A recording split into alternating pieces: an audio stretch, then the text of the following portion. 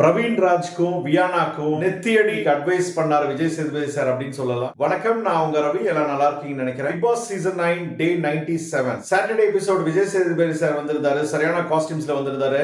இன்னைக்கு X contestants வீட்டுக்கு வந்தவங்க எல்லாம் நீங்க வரும்போது என்ன ஃபீலிங்ல வந்தீங்க அப்படின்னு சொல்லி கேட்டோன்னே எல்லாரும் ஹாப்பினஸ் பகிர்ந்துக்கிட்டாங்க. அதுக்கப்புறம் அவங்களுக்கு வந்த வாய்ப்புகளை சொல்லிட்டு இருந்தாங்க. ஒருத்தவங்களுக்கு எத்தனை வெப் சீரிஸ் கிடைச்சிருக்கு, பட வாய்ப்புகள் கிடைச்சிருக்குன்னு சொன்னாங்க. எனக்கு ரொம்ப பிடிச்சது என்ன, டைரக்டர் பிரவீன் காந்தி சார் சொன்னது, ஸ்டார் பிரசாந்த் சாரோட ஸ்டார் மூவி செகண்ட் பார்ட் எடுக்க போறேன்னு சொன்னது எனக்கு உண்மையிலேயே சரியான சந்தோஷங்க.